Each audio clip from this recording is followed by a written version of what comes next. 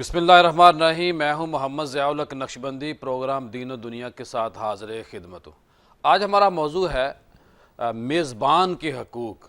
آپ نے اکثر پڑھا ہوگا، سنا ہوگا، اور اس پہ زیادہ بات ہوتی ہے مہمان کے حقوق۔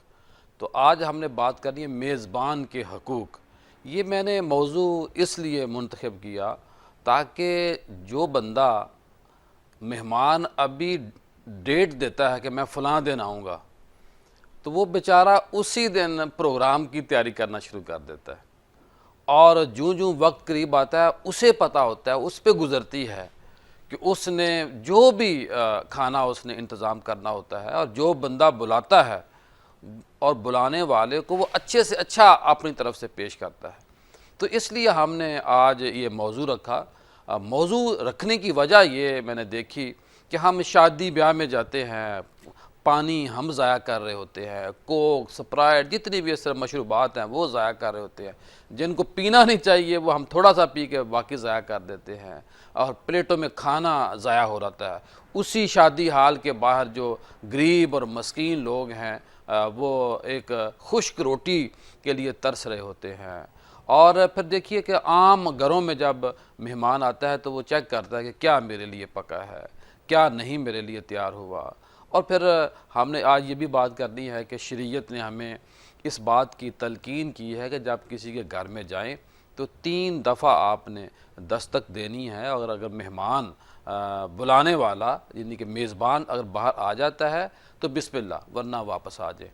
اور اسی کے ساتھ ساتھ ہم نے بات کرنی ہے کہ کیا جو میزبان ہے وہ بہت زیادہ لیوش انتظام کرے یا نارمل انتظام کرے۔ تو ہم نے ان تمام موضوعات کو اس لیے چنا ہوا ہے تاکہ ہم کوشش کریں کہ اپنے سوسائٹی میں ایسی چیزیں رائج کریں، اس چیز کا ایک تذکرہ کریں بار بار کہ ان چیزوں کے اوپر بھی بات ہونی چاہیے، کیونکہ یہ روزمرہ کے معمولات ہیں۔ اور بات ہو رہی آج میزبان کی۔ میزبان بیچارہ، اس لیے میں کہہ رہا ہوں لفظ بیچارہ، کہ وہ اس کے اوپر بڑی مشکل ہوتی ہے۔ اور مجھے بھی کئی دفعہ اتفاق ہوا تو لوگ باتیں کر رہے ہوتے ہیں، لوگ طرح طرح کی جاتے وقت ہر چیز کھانے پینے کے بعد میں ایسی کوئی ایک ہلکی سی بات کریں گے، میزبان کا دل ٹوٹ جاتا ہے۔ وہ سمجھتا ہے کہ خدا نخواستہ میں نے اس کو کیوں بلایا۔ گفتگو کا آغاز کرنے سے پہلے میں نے ایک واقعہ بخاری شریف کی روایت آپ سے شیئر کرنی ہے۔ حضرت انس رضی اللہ تعالیٰ عنہ فرماتے ہیں کہ حضرت ابو طلحہ انہوں نے دیکھا کہ کریم آقا صلی اللہ علیہ وسلم صحابہ کے ساتھ کسی کام میں مصروف ہیں، لیکن وہ تھوڑی سی نکاہت ہے جسم کے اوپر، جیسے کسی بندے کو بھوک لگی ہوتی ہے۔ تو وہ فوری طور پہ اپنے گھر گئے، اپنی بیگم ام سلیم سے کہا کہ گھر میں کچھ ہے کھانے کے لیے؟ تو انہوں نے کہا کہ کچھ زیادہ تو نہیں، لیکن یہ ایک تھوڑا سا آٹا کہہ لیں یا کوئی چیز بنی ہوئی ہے، وہ آپ کو وہ میرے پاس ہے، وہ اس کو لے جائیں اور کریم آقا صلی اللہ علیہ وسلم کی خدمت میں پیش کریں۔ وہ فرماتے ہیں کہ انس رضی اللہ تعالیٰ کو وہ سامان دیا گیا، تو انس فرماتے ہیں کہ میں جب کریم آقا کی خدمت میں حاضر ہوا تو غیب والے نبی دور سے کہنے لگے کہ اے انس، ابو طلحہ نے بھیجا ہے، کھانا دے کر بھیجا ہے۔ تو میں انتہائی مختصر الفاظ میں خلاصہ بیان کر رہا ہوں۔ اللہ کے نبی نے فرمایا کہ چلو ابو طلحہ کے گھر جاتے ہیں۔ ابو طلحہ کے گھر گئے تو ابو طلحہ نے جب دور سے دیکھا، اور اللہ کے نبی خود بھی گئے، ساتھ صحابہ کی جماعت کو بھی کہا، اور یہ 80 لوگوں کی تعداد ہے، 80 لوگ ہیں، اور وہ تھوڑا سا جو بھی اس وقت اناج تھا گھر میں وہ گئے۔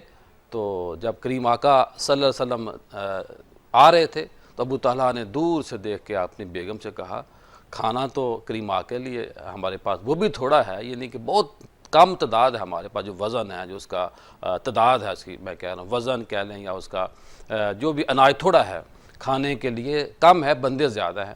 اور کریم آقا صلی اللہ علیہ وسلم ذات پاک تو خود بھی آ رہے ہیں اور صحابہ کی پوری جماعت ساتھ آ رہی ہے۔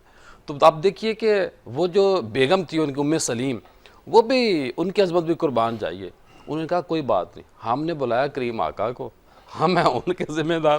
تو کریم آقا جو ہے، کریم آقا صلی اللہ علیہ وسلم، وہ اپنے صحابہ کے ذمہ دار ہیں، یعنی کہ ہم تو کریم آقا کے غلام ہیں۔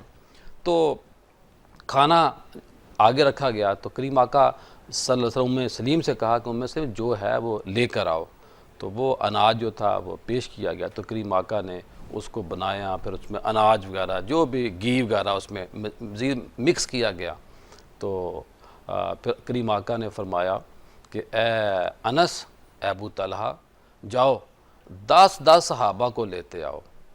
تو 10 صحابہ بار بار آئے اور 8 دفعہ آئے تاکہ 80 لوگ پورے ہو جائے۔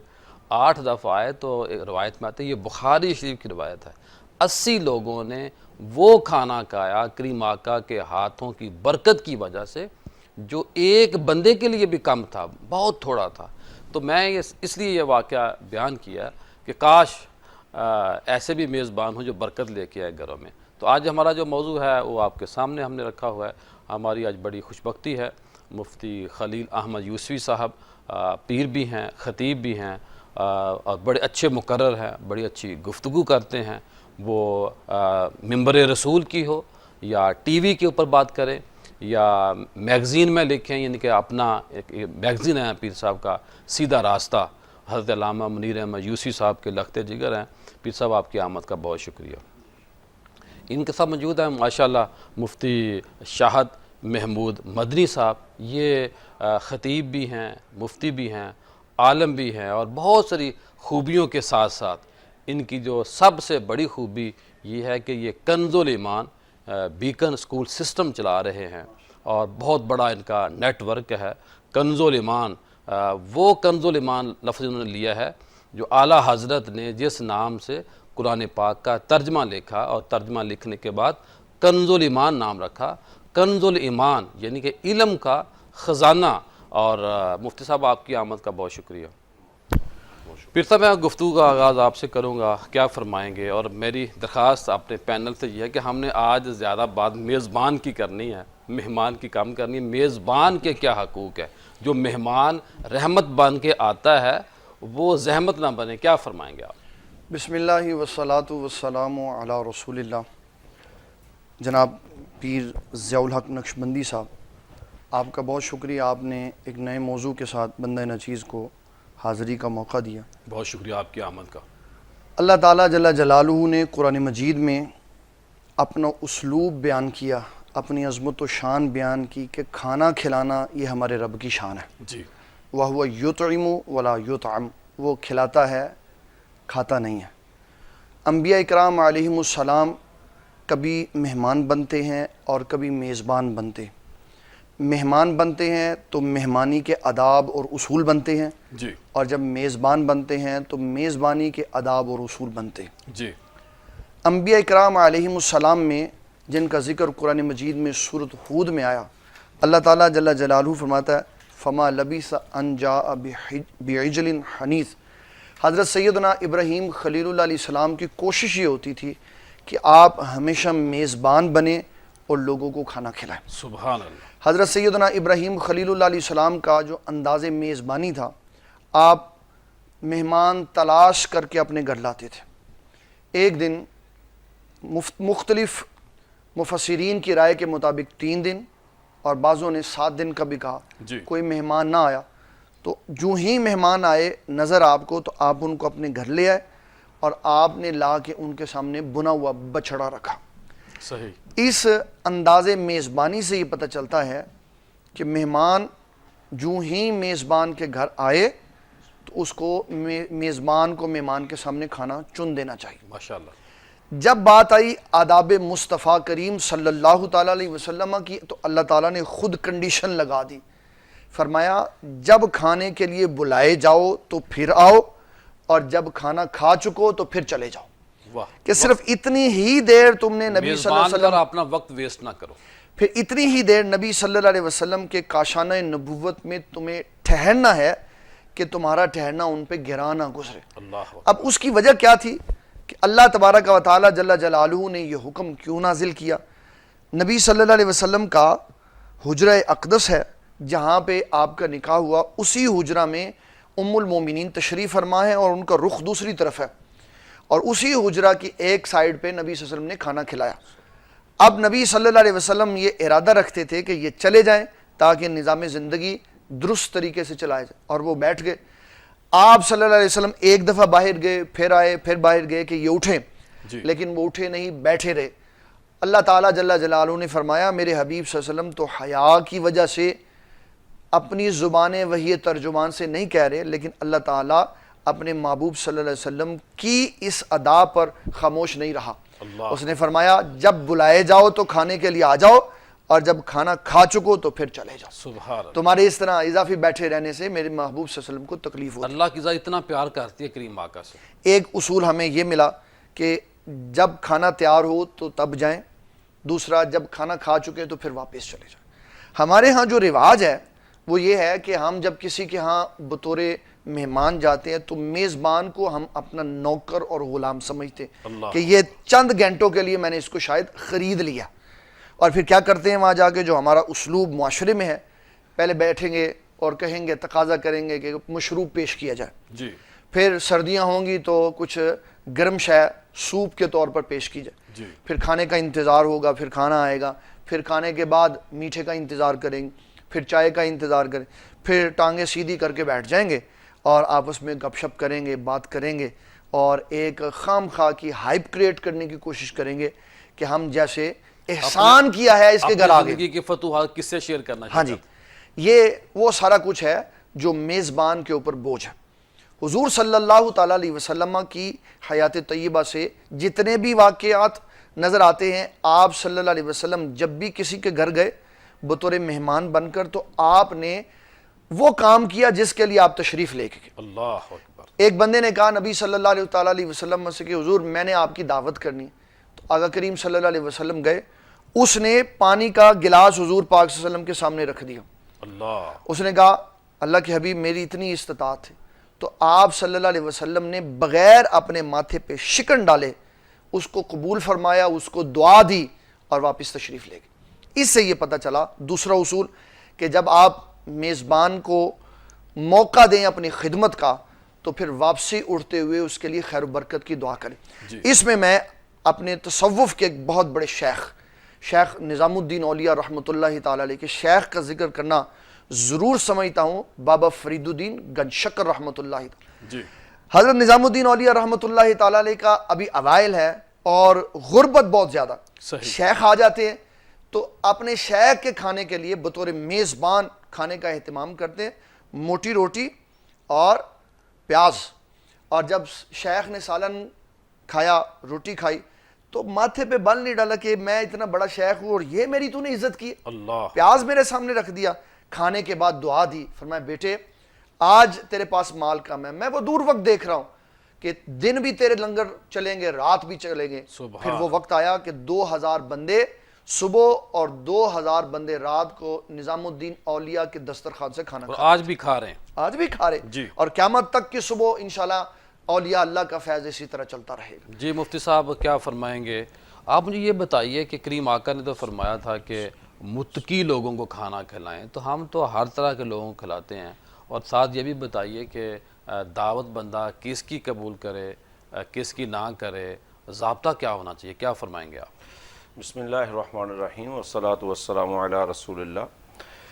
جناب پیر ضیاء الحق نقشبندی صاحب، ماشاءاللہ آج آپ نے جو ٹاپک سلیکٹ کیا ہے وہ میں سمجھتا ہوں کہ معاشرے کی اس اعتبار سے بہت ضرورت ہے کہ مہمان کے حقوق تو ہم سمجھتے ہی ہیں، اور مہمان ویسے ہی زیادہ بات اس پہ ہوتی ہے، پلان مہمان ہی کے اس حقوق۔ ٹاپک پہ اسی لیے جاتا ہے کہ اس کی خدمت ہونی ہے، لیکن میزبان جو ہے اس کو کیسا اپنے مہمان کے ساتھ بیہیو کرنا چاہیے، یہ بہت شاندار آج آپ نے ٹاپک سلیکٹ کیا۔ پیر صاحب نے بھی اس پہ ماشاءاللہ اپنا تبصرہ فرمایا۔ میں سمجھتا ہوں کہ جو میزبان ہے اس کی سکت، اس کی حیثیت کو سامنے رکھتے ہوئے دعوت کو قبول کرنا چاہیے، اور دعوت دینے کے اعتبار سے ایسا بندہ جس کے آپ کے گھر آنے سے آپ کی محبت میں اضافہ ہوتا ہے، آپ کے رشتے میں اضافہ ہوتا ہے، وقار میں اضافہ ہوتا ہے، ایسے بندے کو دعوت دی جائے۔ اب دعوت کس کی قبول کی جائے اور کس کی نہ قبول کی جائے، بیسیکلی اس میں کچھ معاشرتی اصولوں کو ذہن میں رکھنا ہوتا ہے اور کچھ اسلامی اصولوں کو۔ اسلامی اصولوں کو اگر ذہن میں رکھیں تو اس میں یہ ہے کہ جس انسان نے آپ کو دعوت دی ہے، اگر تو اس کی دعوت میں کوئی غیر شرعی معاملہ نہیں ہوگا، اس کا رزق حلال جو ہے، دیا گیا کھانا ہے وہ حلال ہو، تو پھر اس کی دعوت قبول کی جائے، اگر حرام ہے تو نہ کیجیے۔ اگر وہاں پہ کوئی حرام کام وہاں پہ انجام دینا ہے، کوئی موسیقی ہے، میوزک ہے، یا جوا ہے، یا کوئی ایسا شراب نوشی ڈرنکنگ ہے، تو بھی اس کی دعوت کو قبول نہ کیا جائے۔ بے شک۔ اور اگر جو آپ کو کھانے پہ بلا رہا ہے، اگر وہ کھلانے کو آپ پر احسان سمجھتا ہے اور کل کو آپ کو وہ احسان جتلائے گا، تو پھر اس کی دعوت کو قبول نہ کرنا بھی سنت ہے۔ بہت اچھا پوائنٹ ہے یہ۔ اور اسی طرح شرعی اعتبار سے یہ چیزیں تھی، معاشرتی اعتبار سے دیکھیں اگر، تو جس انسان نے آپ کو دعوت کے لیے بلایا، اگر اس کا اس دعوت کے پیش نظر مفاد ہے، کوئی بزنس ڈیل ہے یا کوئی ایسا کوئی ہے جو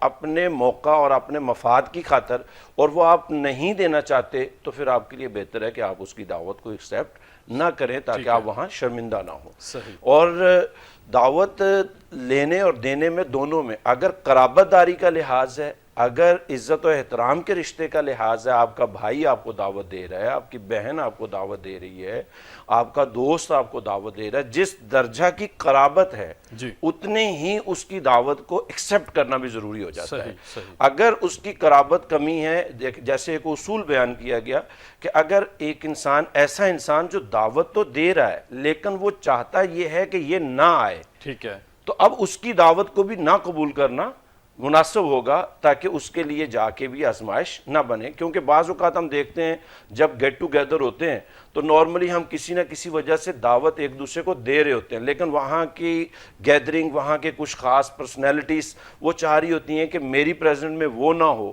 جی۔ تو اس طرح کے اگر ماحول ہو تو بھی اختیار ہوتا ہے کہ آپ دعوت قبول کریں یا نہ کریں۔ دعوت دینا اور دعوت پہ جانا یہ دونوں ہی سنت ہے۔ صحیح۔ دعوت دینا ہم اپنے آقا کریم صلی اللہ تعالیٰ علیہ وسلم کی سیرت سے دیکھتے ہیں کہ آپ نے کیسے کیسے لوگوں کو انوائٹ اور کب کب کیا، جی۔ اور ان کو پھر انوائٹ کر کے، ظاہر ہے نبی علیہ السلام کی دعوت کو کون ریجیکٹ کرے گا، جی، ٹھیک ہے۔ وہ تو سعادت کی بات ہے۔ تو اس کے علاوہ اگر آپ انبیاء کرام کی، جیسے قبلہ نے ذکر کیا حضرت ابراہیم علیہ السلام کا، اسے قرآن دوبارہ آپ پاک سے میں، ہم بات سنتے ہیں۔ جی جی، یہ ہم نے بریک لینا ہے، ملتے ہیں بریک کے بعد۔ خوش آمدید۔ آج ہمارا موضوع ہے میزبان کے حقوق، یعنی کہ جو میزبان ہے وہ کس پائے کا عالم ہے، کس پائے کا وہ رشتہ دار ہے، کس پائے کا اس سے تعلق ہے۔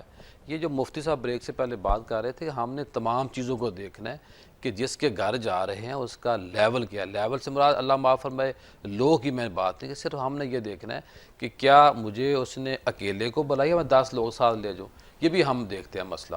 اور پھر جب کوئی مہمان کسی کے گھر جاتا ہے تو اس کو اس کی چیزوں کو دیکھ رہا ہوتا ہے۔ تو شریعت نے ہمیں یہ بھی کہا ہے کہ جب کسی کے گھر میں جائیں تو دروازے کو دستخط دینے کے بعد پھر آپ دائیں یا بائیں ایک سائڈ پہ کھڑے ہو جائیں، اور جہاں مہمان کو بٹھایا جائے میزبان کی طرف سے وہ وہیں پر بیٹھا رہے، نہ کہ وہ آگے کی منظر کو سوچ رہا ہو۔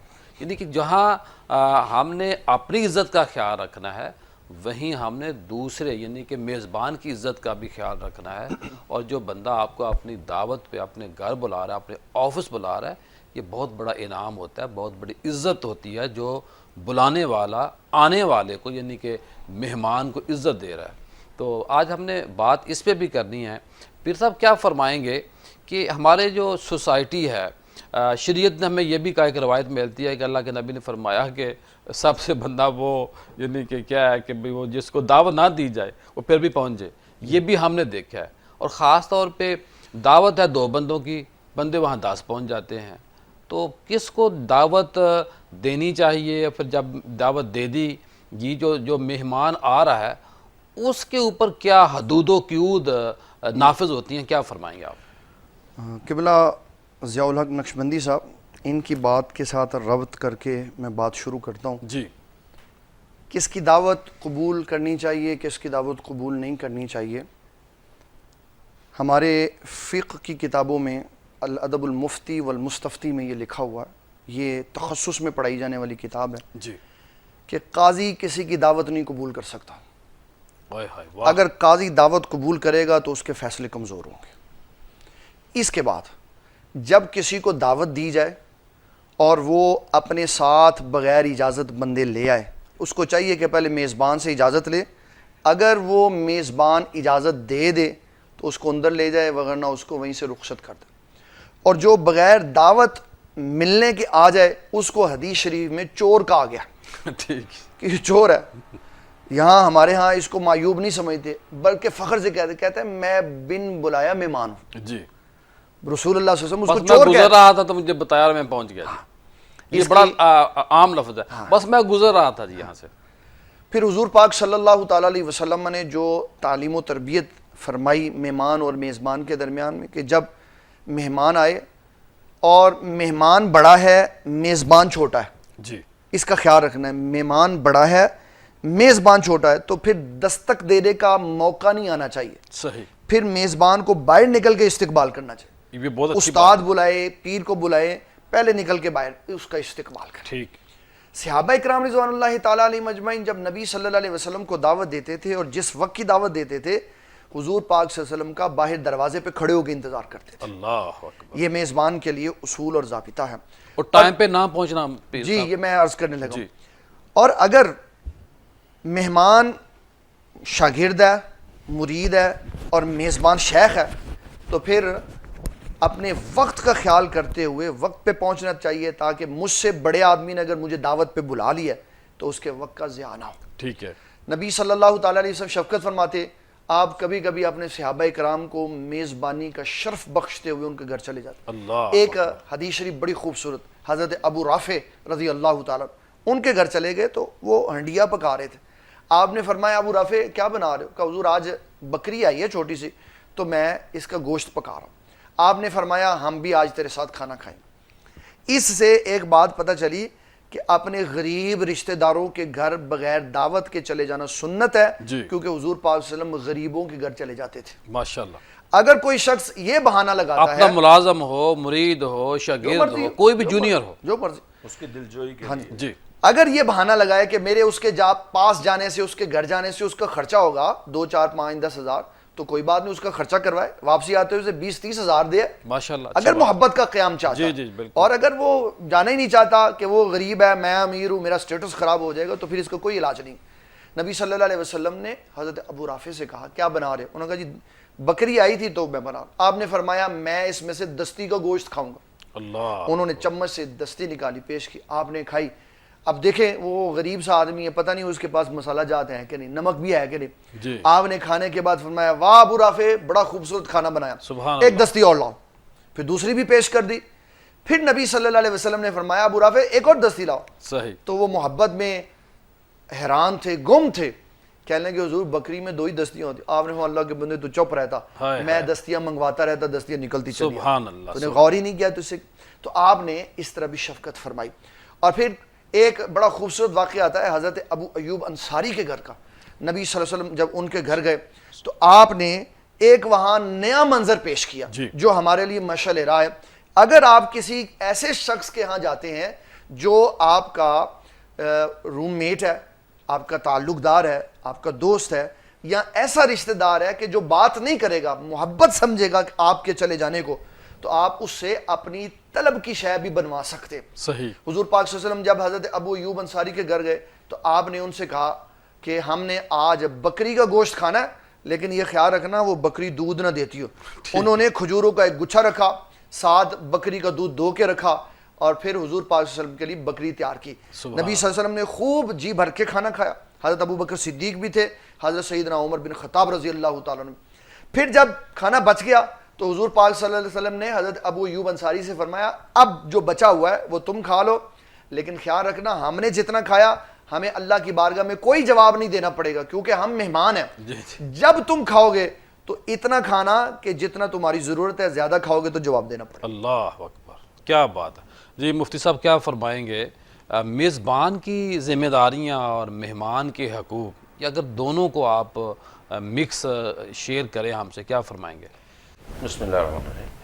یہ سب میزبان کی ذمہ داریاں جو بنیادی طور پہ ہے وہ سب سے پہلے ہے کہ مہمان کو عزت دے. جی. نمبر 1. نمبر 2 اس کو عزت دینے کے لیے جو پروٹوکول اور عزت کے طریقے ہیں ان میں محترم طریقے کو انتخاب کرے، کیونکہ جو مہمان ہے نا اس کو قرآن نے لفظ ہی محترم اور مکرم سے بیان فرمایا. صحیح. حل اتاک حدیث ضیف ابراہیم المکرمین. سبحان اللہ. فرمایا کیا ہے پیارے نبی صلی اللہ علیہ وسلم، کیا آپ نے ابراہیم علیہ السلام کے وہ معزز مہمانوں کا واقعہ بیان کیا، آپ کے پاس تذکرہ آیا؟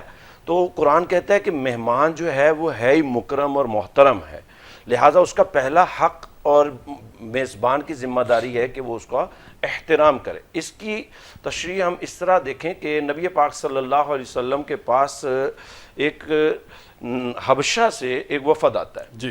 آپ صلی اللہ علیہ وسلم اپنے صحابہ کرام کے ساتھ موجود ہیں، اور نبی علیہ الصلوۃ والسلام کو جب بتایا گیا کہ وہ آ رہے ہیں تو آپ صلی اللہ علیہ وسلم اپنی مسند سے اٹھے اور آپ نے ان کا استقبال کیا اور آ کے اپنے پاس بٹھایا، ان کی بات سنی، ان کو عزت دی، کھانا کھلایا، جو جو معاملات تھے وہ کیے، اور اس کے بعد آپ پھر ان کو الوداع کرنے کے لیے آگے تک گھر کے باہر تک تشریف لے گئے. اللہ اکبر. بعد میں صحابہ کرام علیہم رضوان عرض کرتے ہیں کہ اللہ کے نبی صلی اللہ علیہ وسلم، آپ خاتم النبیین، آپ کریم آقا ہیں، آپ یہ جو ان کو پروٹوکول دینے کا معاملہ تھا یہ آپ ہمیں فرماتے ہیں، ہم اس کے لیے حاضر تھے، آپ نے اتنی زحمت کیوں فرمائی؟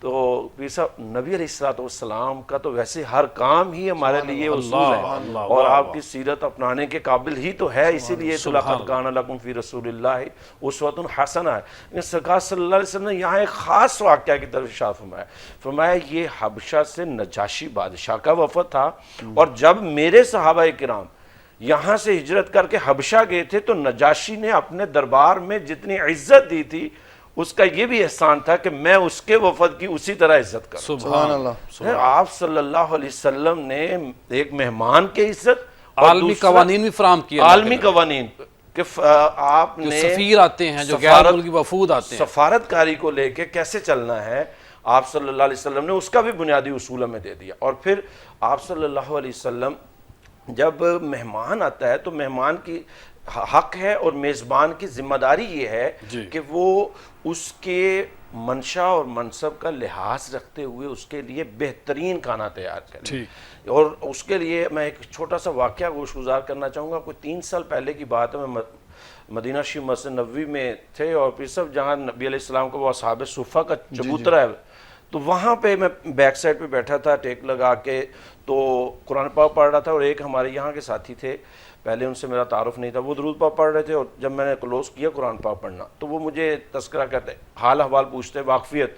وہ غالباً یہاں پہ انہوں نے اس وقت مجھے بتایا کہ ان کی 2-3 فیکٹریاں ہیں فیصل آباد میں، اور میرا انہوں نے تعارف لیا، تو پھر وہ آشنائی ہوئی کہ چلیں یہ بزنس مین بھی ہیں اور عالم بھی ہیں. تو مجھے انہوں نے ایک چپتا ہوا کہہ لیں یہ جیسے بھی کہنے لگے کہ مفتی صاحب یہ مجھے بتائیے کہ جب نبی علیہ الصلوۃ والسلام کے پاس کوئی مہمان آتا تو آپ اس کے لیے کیسا کھانا پیش کرتے تھے؟ صحیح. کیا دیتے تھے آپ؟ تو میں نے ان کو ایک سادہ سا جملہ بولا، میں نے کہا اگر سارے کا مطالعے کا حاصل کروں تو وہ یہ ہے کہ نبی علیہ الصلوۃ والسلام کے گھر میں جو جو موجود ہوتا اس میں جو بظاہر بہترین ہوتا سرکار مہمان کو وہ عطا فرماتے. سبحان اللہ. اور کئی دفعہ ایسا ہوتا کہ اللہ کے نبی صلی اللہ علیہ وسلم مہمان کے لیے ران روسٹ کرتے، جس کو آج کل ہم بروسٹ کہہ رہے ہیں یا عرب کی دنیا میں اس کے شائقین ہیں، تو آپ صلی اللہ علیہ وسلم بہترین. اور جب میں نے ان کو اتنا کہا تو پھر مجھ سے کہنے لگے کہ مفتی صاحب یہ تو آپ میں پہلی دفعہ ایسا سن رہا ہوں، جبکہ عام طور پہ تو یہ سنا جاتا ہے کہ نبی علیہ السلام پیٹ پہ پتھر باندھتے تھے، اور ایسے ہم تو یہ سمجھتے ہیں شاید ساری زندگی فاقے کی گزرتی تھی اور مہمان کے ساتھ بھی. تو میں نے کہا نہیں، وہ آپ کی شان الگ ہے، اور مہمان کے احترام میں آپ کا طریقہ اور، یعنی جو طاقت ہو اس طاقت کے مطابق میزبانی کرنی چاہیے. نبی پاک صلی اللہ علیہ وسلم اسی طرح اپنے مہمان کے لیے پرتکلف انداز اپنایا کرتے تھے. مفتی صاحب دیکھیں نا، اسی لیے تو پیر صاحب آپ سے میں دوبارہ بات سننا چاہتا ہوں، کچھ اس پہ ایڈ کریں آپ. شریعت نے ہمیں یہ بتایا، احادیث میں یہ حدیث موجود ہے کہ 3 طرح کے لوگوں کے لیے ایک جنت میں اعلیٰ مقام، یعنی ایک اونچا، ایک بالا خانہ کہہ لے اس کو، اونچی جگہ ہے، اور اس اونچی جگہ پہ وہ جنتی لوگ ہوں گے جو لوگوں سے اچھے رویے سے ملتے ہیں اور لوگوں کو کھانا کھلاتے ہیں، اور تیسرا وہ لوگ اس اعلیٰ جنت کے مقام پر ہوں گے جو جب لوگ رات کو سو رہے ہوتے ہیں وہ جاگ رہے ہوتے ہیں، یعنی کہ وہ تہجد، وہ نوافل، وہ ذکر اذکار کر رہے ہوتے ہیں. تو پھر صاحب کیا ایڈ کریں گے اس میں مزید؟ میں اس میں ایک بات بڑی اہم عرض کرنا چاہتا ہوں کہ جو رواج ہوتا ہے نا یہ بڑی اہمیت رکھتا ہے. جی. ہمارے ہاں رواج ہے کہ جب آپ مہمان کے لیے کھانا دسترخوان پہ چون دینا پھر اس کو موقع دیں خوب کھانے کا، صحیح. جبکہ عرب کا رواج ہے کہ آپ مہمان کے ساتھ بیٹھ جائیں اور خود بھی کھائیں اور اس کو خوب پیٹ بھر کے کھلائیں. ماشاءاللہ. اور نبی صلی اللہ علیہ وسلم کے اصحاب ایسا ہی کرتے تھے، اور حضرت ابو طلحہ انصاری کے لیے قرآن مجید بھی اسی لیے نازل ہوا کہ وہ میزبان تھے اور مہمان کے ساتھ بیٹھے رہے اور خود منہ ہلاتے رہے، مہمان کو کھانا کھلاتے رہے. اللہ. تو اللہ تعالیٰ نے ان کی شان میں قرآن نازل کیا، فرمایا یؤثرون علی انفسہم ولو کان بہم خصاصہ، کہ خود حاجت مند ہوتے ہیں اور دوسروں کی ضروریات پوری کرتے ہیں. اس کے لیے کنڈیشن بیان کی، فرمایا یہ کام وہی کر سکتا ہے وَمَن یُوقَ شُحَّ النَّفْسِ، جس کا اپنا نفس لالچی نہ ہو. ہائے ہائے، واہ واہ. ہمیشہ کھانا وہ کھلائے گا، ہمیشہ دوسروں کی خدمت وہ کرے گا جو اندر سے لالچی نہیں ہے، اور جو اندر سے اندر لالچی سے سخی ہے. اندر سے سخی ہے، اور جو اندر سے لالچی ہے اس کو تو ہر وقت اپنا ہی پیٹ نہیں اس کا بھرتا. اللہ اکبر. تو یہ بڑا اہم ہے کہ اندر سے لالچ ختم کریں اور لوگوں کو کھانا کھلائیں. اس ایک روایت یہی ہے جو آپ نے بتائی ہے. دوسری روایت ہے کہ ایک یعنی کہ دیہاتی یا کوئی ایسا بندہ آیا اللہ کے نبی کی بارگاہ میں، تو اس نے کہا کہ میں نے کھانا کھانا ہے. ہاں یہ اس کی میں نے خلاصہ سنا ہے. جی جی، کھانا کھانا، اس کی میں تھوڑا سا وضاحت کر دوں. کھانا کھانا ہے تو اللہ کے نبی نے اپنی جو بیگمات تھی ان کے گھروں میں پیغام بھیجا، تو سب نے کہا کہ کھانے کے لیے کچھ ہے نہیں. تو کریم آقا نے فرمایا کہ کوئی ہے جو اس مہمان کی میزبانی کرے. تو اب دیکھیے کہ ایک انصاری جو صحابی تھا اس نے کہا کہ میں میزبانی کرنے کے لیے تیار ہوں. وہ گھر جاتے ہیں. آپ دیکھیں مسلمان کن کن حالات سے گزر کے یہاں تک پہنچے ہیں. ہمیں تو مفت میں سب کچھ مل گیا نا. وہ گھر جاتے ہیں تو بیگم کہتی ہے کھانا ہے لیکن کھانا بچوں کے لیے ہے، آپ کے لیے بھی نہیں ہے، میرے لیے بھی نہیں ہے، اور مہمان کا تو تصور ہی نہیں ہے.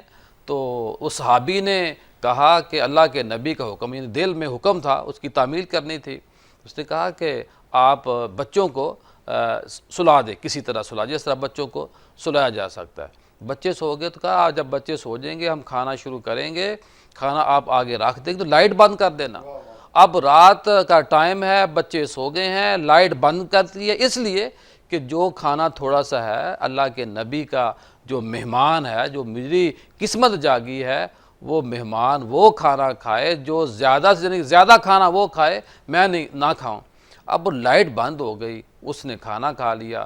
صبح کریم آقا صلی اللہ علیہ وسلم کی خدمت میں وہ انصاری صحابی اور وہ دونوں اکٹھے ہوتے ہیں. تو اب دیکھیے کہ میزبان کی جو اس میں برکت ہے. اللہ کے نبی نے فرمایا کہ رات اللہ نے بھی یہ منظر دیکھا ہے تو بھی اللہ بھی خوش ہوا ہے آپ کے اس ادا کے اوپر. تو یہ میزبان کے اوپر کرم اور فضل ہے. اور بہت ساری باتیں اس طرح کی ہیں. ابھی انشاءاللہ دوبارہ آپ سے گفتگو کریں گے. ملتے ہیں مختصر بریک کے بعد. بریک کے بعد خوش آمدید. آج ہم بات کر رہے ہیں میزبان کے جو حقوق ہیں، جو گھر میں بلاتا ہے اس کے حقوق کی بات کر رہے ہیں. اور یہ باتیں کرنی اس لیے ضروری ہیں کہ اسلام دین فطرت ہے، اسلام کا یہ تقاضا ہے، اسلام یہ ڈیمانڈ کرتا ہے. کیوں ڈیمانڈ کیوں کرتا ہے کہ آپ نے کامل مومن بننا ہے، اور ہر پہلو کے اوپر اللہ کے نبی نے، قرآن نے، تمام انبیاء نے ہمیں رہنمائی دی ہے، روشنی دی ہے. اس روشنی سے ہم نے نور حاصل کرنا ہے. اس نور حاصل کرنے کا ایک ہی طریقہ ہے کہ ہم یا دین سیکھیں یا دین نہیں سیکھ سکتے تو جنہوں نے دین سیکھا ہے ان کی باتیں سنیں. اللہ کے نبی نے فرمایا تھا کہ یا امام بن جاؤ یا مقتدی بن جاؤ. تو اگر ہم امام نہیں بن سکے، ہم عالم دین نہیں بن سکے، تو ہمیں علماء کی باتوں کو سننا چاہیے اور دل کے کانوں کے ساتھ سننا چاہیے. جی مفتی صاحب، میں آپ سے یہ سوال کروں گا کہ کیا مہمان کو آپ نے جو کھانا پیش کرنا ہے، میزبان نے جو اس کی خدمت کرنی ہے، کیا وہ قرض لے کے ایسا پیسہ جو اس کے پاس تھا نہیں، کسی سے اس نے ڈیمانڈ کی، کسی سے اس نے ادھار مانگا، اس ادھار لے کے اس نے میزبان جو مہمان آیا گھر میں اس کی میزبانی کرنے کا وہ شرف حاصل کرنے جا رہا ہے، کیا یہ جائز ہے یا نہیں جائز؟ پیر صاحب، اس میں دونوں طرح کے ہمیں ملتے ہیں. دیکھنا یہ ہوتا ہے کہ جس کے لیے تکلف کرنا ہے اس تکلف کی نوعیت کیسی ہے. ٹھیک. ایک تکلف تو ہمیں ثابت ہے کہ نبی پاک صلی اللہ علیہ وسلم نے مہمان کے لیے تکلف اس حد تک کیا کہ آپ نے ادھار لے کر اپنے مہمان کی تکریم کی. حضرت ابو رافع رضی اللہ تعالیٰ عنہ سے روایت ہے کہ سرکار صلی اللہ علیہ وسلم کے ہاں مہمان آئے اور اس وقت گھر میں کھانا پکانے کے لیے آٹا نہیں تھا. جی. نبی پاک صلی اللہ علیہ وسلم نے حضرت ابو رافع کو ایک یہودی دکاندار کے پاس بھیجا کہ ان کو جا کے میرا کہیں کہ وہ ہمیں ماہ رجب تک ایک مخصوص لمٹ وقت تک ادھار کر یہ آٹا دے دیں. وہ گئے، جا کے پیغام دیا، اور اس یہودی نے آگے سے جواب دیا کہ میں اس وقت تک ادھار نہیں دوں گا جب تک یہ کوئی گروی، کوئی گارنٹی کے طور پہ چیز مجھے نہیں دیں گے. وہ واپس آئے، نبی علیہ الصلوۃ والسلام سے آ کے عرض کیا تو سرکار صلی اللہ علیہ وسلم نے پھر اس موقع پہ جو فرمایا نا، فرمایا کہ اے ابو رافع انی امین فی السما و امین علی الارض، کہ میں وہ ہوں جو آسمانوں میں بھی امین اور امانت دار ہوں اور زمین پر بھی امانت دار ہوں. سبحان اللہ. اسے بہت چاہیے یہ تھا کہ وہ میرے کہنے پہ دے دیتا، لیکن اگر نہیں دیا تو یہ میری تلوار لے لو اور اس کو جا کے گروی کے طور پہ رکھواؤ اور وہاں سے آپ آٹا لے کے آؤ اور مہمان کی خدمت کرو.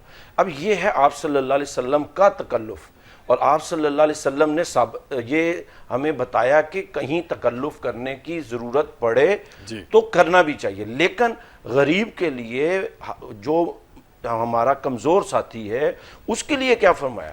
فرمایا کہ مہمان کے لیے، مہمان کو سکھایا کہ میزبان کو اس حد تک مجبور نہ کرو کہ وہ تمہاری خاطر تکلف کرے، کیونکہ اگر وہ تکلف کرے گا وہ خود کرتا ہے تو کرے، لیکن آپ اس کو تنگی میں نہ ڈالیں. اگر وہ تکلف کرے، الفاظ حدیث دیکھیں، فرمایا اگر وہ تکلف کرے گا تو وہ پھر مہمان سے نفرت کرے گا. جی. اور جو مہمان سے نفرت کرے گا وہ اللہ تعالیٰ کو ناراض پہلا اور آخری کھانا کھلائے گا.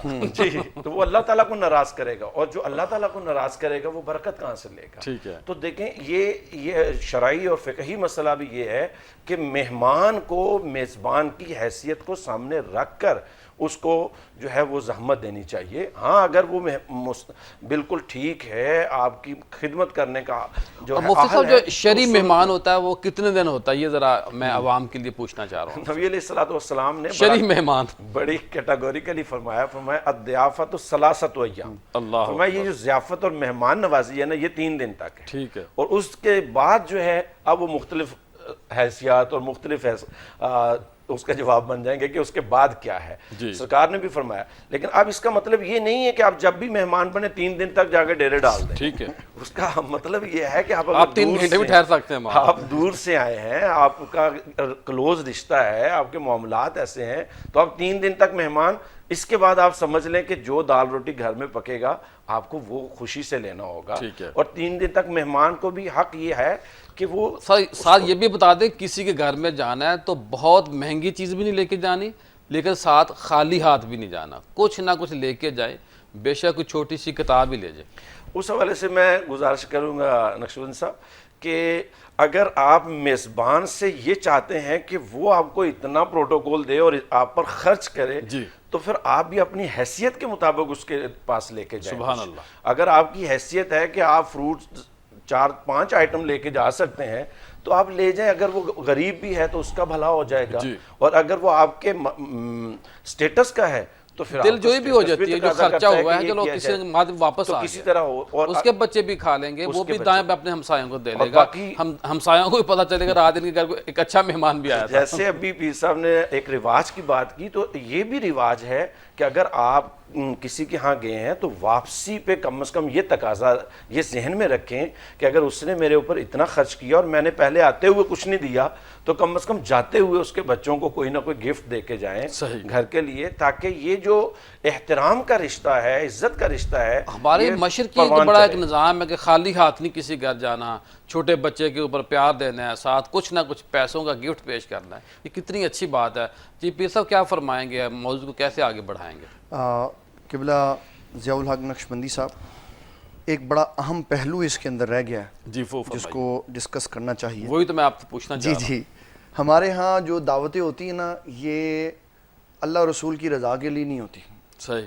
یہ دعوتیں ہوتی ہیں انگریز یہ کہتے ہیں کہ کوئی کھانا مفت نہیں ہوتا. مفت نہیں ہوتا. وہ میں اس کے درجات بتاتا ہوں. میں نے اپنے بھائی کو یا کسی رشتہ دار کو جس کے بیٹے کی یا بیٹی کی شادی ہوئی ہے نا، اس کو کھانا کھلایا نا، تو اب جب میرے ہاں شادی ہوگی تو اس نے کھانا کھلانا ہے. جی یہ ایک رسم بنی ہوئی ہے. صحیح. یہ میں نے اس سے بدلہ لیا، جبکہ اسلام مجھے یہ کہتا ہے انما نطعمکم لوجہ اللہ لا نرید منکم جزاء ولا شکورا، کہ جب میں کسی کو کھانا کھلاؤں تو میں اس سے بدلہ طلب نہ کروں، یہ کہوں کہ میں نے اللہ کی رضا کے لیے کھلایا، حتیٰ کہ شکریہ کا بھی میں اس کو موقع نہ دوں۔ سبحان ہمارے شیخ طریقت حاجی یوسف علی نگینہ رحمۃ اللہ تعالیٰ علیہ، آپ اپنے گاؤں میں بڑے مالدار آدمی تھے، تو آپ نے یہ اعلان کیا ہوا تھا کہ جو مہمان مسجد میں آئے گا نا وہ کھانا میرے گھر سے کھائے گا۔ صحیح۔ تو آپ کھانا کھلا کے پھر اس کا شکریہ ادا کرتے۔ وہ کہتا حضرت صاحب کھانا بھی خود کھلایا، شکریہ بھی ادا کرو۔ آپ فرماتے بھئی اس کھانے پہ تیرا نام تھا، اللہ اگر تو نہ آتا میں کہاں تجھے تلاش کرتا؟ سبحان تو نے خود آ کر میری مشکل کام کر دی، اپنا حصے کا کھانا کھا لیا، مجھے تو تلاش میں نہیں تیرا کرنا شکر پڑا ادا کر رہا ہوں، گلیوں اور تیرا محلوں میں۔ شکریہ ادا کر رہا ہوں تاکہ تو نے مجھے یہ کھانا کھا کر بوجھ سے بچا لیا۔ صحیح۔ تو کھانے کا جو بنیادی مقصد ہے لوگوں کے درمیان میں ہم آہنگی، تعلق داری، محبت، رفاقت، پیار کو بڑھانا ہے۔ صحیح۔ معاشرے میں جو کھانا بھی کھلائے نا، حضور پاک صلی اللہ علیہ وسلم نے اس مجلس کو ناپسندیدہ مجلس، اس نکاح کو ناپسندیدہ نکاح، اس ولیمے کو ناپسندیدہ ولیمہ کہا ہے کہ جس میں بڑی عالی شان دعوت ہو، کوئی غریب نہ بیچ میں شامل۔ اللہ اب غریب کو کیوں نہیں شامل کیا کہ اس نے کون سا ہمیں دوبارہ کھلانا ہے؟ جی۔ اس لیے اس پوائنٹ کو بڑا ہائی لائٹ کرنے کی ضرورت ہے کہ لوگوں کو کھانا اللہ کی رضا کے لیے کھلائیں، اس لیے نہ کھلائیں۔ ہمارے ہاں لوگوں کو، غریبوں کو اس لیے فیڈ کیا جاتا ہے کہ جب ہمارے ہاں کوئی چھلا آ جائے گا، کوئی فلاں کام آ جائے گا تو اس سے کام لیں گے۔ جی۔ اس کا مطلب ہے کہ میں نے یہ کام اللہ رسول کی رضا کے لیے نہیں، مفاد کے لیے کیا۔ اللہ اکبر۔ حضور پاک صلی اللہ علیہ وسلم پر قرآن شریف نازل ہوا، ہمیں یہ بتا دیا یا ایھا الذین آمنوا لا تبطلوا صدقاتکم بالمن والأذی کالذی ينفق مالہ رئاء الناس۔ فرمایا اپنے مالوں کو، صدقات کو، اپنی خوشیوں کو، اپنی نیکیوں کو تانے دے کر اور احسان جتلا کے ضائع نہ کرو۔ اللہ اس کی مثال ایسے دی، اپنے اندر للہیت پیدا ہاں کرو۔ اس کی مثال ایسے دی کہ ایک چٹان کے اوپر مٹی رکھ دی جائے، اوپر سے پانی بہے تو سب صاف ہو جاتا ہے۔ فرمایا جب نیکی کی اللہ رسول کے لیے اور پھر اس کے بعد تانا مارا تو سارا اعمال نامہ ضائع ہو اللہ گیا۔ اکبر۔ تو جب بھی کھانا کھلائیں اللہ کی رضا کے لیے کھلائیں، میزبان کی عزت و تعظیم کریں۔ دو تین باتیں چھوٹی چھوٹی میں یہ عرض کرنا جی چاہتا ہوں فرمائیے جلدی سے۔ جی کہ جب آپ کسی کے گھر کھانے کے لیے جائیں تو کھانے میں عیب نہ نکالیں۔ صحیح۔ کھانا آپ کی طبع کے مطابق ہو تو کھا لیں، پھیکا ہو تو نمک نہ منگوائیں۔ نمک منگوانے کا مطلب یہ ہے کہ آپ میزبان کو بتا رہے ہیں تجھے کھانا نہیں بنانا تھا، دل آزاری کر دے۔ دل آزاری نہ کرے، کوئی ایسی حرکت نہ کریں، اس کی کتابیں نہ لائبریری میں سے اٹھائیں، اٹھ کے اس کی چیزوں کو نہ دیکھیں۔ حتیٰ کہ ہمارے صوفیہ کرام نے کہا جو دروازہ گھر کے اندر لگا ہوا ہے نا اس کی طرف پشت کر کے بیٹھے تاکہ وہ دروازہ کھلے تو کسی گھر کے اندر موجود خاتون کے اوپر نظر نہ پڑے۔ اتنی دیانتداری سے کھانا کھائیں، یہ میزبان کے حقوق ہیں، اس سے محبتوں میں اضافہ ہوتا ہے۔ بلکہ پھر صاحب جب کسی گھر میں جائیں تو ہمیں یہ بھی پوچھ لینا چاہیے کہ ہمیں کہاں بیٹھنا ہے۔ جی بالکل، چھوٹے گھروں کی میں بات کر رہا ہوں، عام جو گھر ہوتے ہیں ان سے بندہ پوچھ لے کہ بھئی کہاں بیٹھنا ہے، کیسے بیٹھنا ہے۔ میرا جو بلا رہا ہوتا ہے اس نے بھی سوچا ہوتا ہے کہ میں نے آنے والے مہمانوں کو کس سائڈ پہ بٹھانا ہے تاکہ گھر میں پردے کا جو اہتمام ہے وہ برقرار رہے۔ جی مفتی صاحب آخر میں کیا پیغام دینا پسند فرمائیں گے آپ؟ میں آپ کی اسی بات پہ ہی اینڈ کرنا چاہوں گا کہ حدیث پاک میں یہاں تک فرمایا ہے کہ جو آپ کا سٹیٹس ہے نا، اگر اس سٹیٹس سے نیچے آپ کو بیٹھنے کا موقع ملے تو یہ بھی اللہ کی رضا کے لیے عاجزی ہے۔ اللہ اکبر۔ اب اس ہم میں سے ہر ایک تو یہ چاہتا ہے کہ میرے سٹیٹس کے مطابق بیڈ ہو، صوفہ ہو، فلاں ہو، میرے ساتھ یہ بندہ بیٹھے، یہ نہ بیٹھے۔ تو عاجزی اختیار کریں، آپ مہمان ہیں عاجزی اختیار کریں، اور اگر میزبان ہیں تو پھر آپ اس کے مہمان کے لیے جتنا آپ سے میکسیمم پروٹوکول ہو سکتا ہے وہ آپ دیں۔ اور یہ جو مہمان نوازی اور میزبانی یہ اسلام کا حسن ہے، جی جی جی۔ یہ حسن ہے، یہ اسلامی معاشرت کا حسن ہے۔ اس میں جتنی خوبی لائی جائے اتنا ہی، اور اس میں جیسے پیر صاحب نے کہا کہ کسی کی چیز کسی کی، ہاں جہاں آپ کی بے تکلفی آپس میں نارملی ہے، جی آپ کا دوست ایسا ہے اور آپ کو پتہ ہے کہ اس کو نہیں برا لگے گا، یا ہم آپس میں ایک دوسرے کے ساتھ لین دین کا اس طرح کر لیتے ہیں، تو پھر کسی کی چیز اس سے پوچھ کے لینا اس میں قباحت نہیں ہوتی۔ لیکن ضروری یہ ہے کہ سامنے والے کے لیے یہ سمجھا جائے، یقین ہو کہ برا نہیں منائے گا، اور اگر آپ بڑے ہیں اور آپ سمجھیں کہ یہ برا نہیں منائے گا اور وہ بیچارہ آگے سے بول کچھ نہیں سکتا، تو پھر یہ زیادتی کرتے ہیں آپ۔ ناظرین سامعین، آپ نے ماشاءاللہ پروگرام سنا اور آج کچھ اشعار بھی آپ سے شیئر کرنے ہیں جو میزبان کی حقوق کے اوپر ہیں۔ ایمن فراز نے کہا تھا مہمان کا فرض ہے کہ بوجھ نہ بنے کبھی، میزبان کے دل کی قدر ہو اس کے لبوں پہ دعا، یعنی کہ جب آپ کے کسی گھر میں جاتے ہیں تو پھر آپ نے میزبان کو دعا بھی دینی ہے۔ اور میر تقی میر نے کہا تھا آداب مہمان میں ہے میزبان کی راحت، جو دل میں رکھے قدر وہی مہمان اچھا، یعنی کہ جس کو بلایا گیا ہے اس نے واقعی ہی اس چیز کو قبول کیا ہے کہ اس بندے نے مجھے عزت دی ہے تو مہمان وہی اچھا ہے۔ اور علامہ اقبال نے کہا تھا 1000 بار شریعت نے سکھائے ہیں ہمیں اصول، 1000 بار شریعت نے سکھائے ہیں ہمیں اصول، میزبان کا حق مہمان کو دینا ہے قبول، یعنی کہ علامہ اقبال نے بھی کہا کہ جو شریعت نے جو تجھے کہا ہے اس کے مطابق زندگی گزارے گا تو پھر تیرا فائدہ ہوگا۔ ناظرین سامعین، آج کا جو وظیفہ ہے وہ ہے یا موگنیوں، یا موگنیوں۔ اس وظیفے کو پڑھنے سے کوئی بندہ بخیل ہوگا، کنجوسی کا شکار ہوگا، اور آج کا جو موضوع ہے وہ بھی اسی سے جڑا ہوا ہے۔ جو میزبان ہوتا ہے وہ کنجوس نہیں ہوتا، وہ سخی ہوتا ہے۔ پیر صاحب نے اس پہ بات بھی کی تھی۔ تو اس وظیفے کو آپ پڑھا کریں اور اپنے لیے لازم بنائیں۔ اگر آپ نماز فجر کے بعد اور نماز عشاء کے بعد 313 بار صرف 40 دن اس کو پڑھیں گے تو انشاءاللہ آپ کے اندر جو بغض ہے، حسد ہے، بخیلی ہے یا کنجوسی آپ کے اندر آتی ہے، پیسے پاس ہوتے ہیں لیکن خرچ کرنے کو دل نہیں کرتا، اس سے آپ کے اندر ایک ایسی تبدیلی آئے گی اس وظیفے کی برکت سے، وہ پھر آپ یاد رکھیں گے، لیکن مزہ تب آئے گا جب آپ وظیفہ کر لیں گے۔ اگر آپ کہیں کہ چیز خریدنے سے پہلے میں مزہ لے لوں، ایسے نہیں ہوتا۔ گاڑی جب خریدتا ہے بندہ اس کو چلاتا ہے پھر مزہ آتا ہے، تو پہلے نہیں، جب وظیفہ پڑھیں گے انشاءاللہ آپ کو اللہ برکت دے گا۔ کل دوبارہ آپ سے ملاقات ہوگی۔ السلام علیکم۔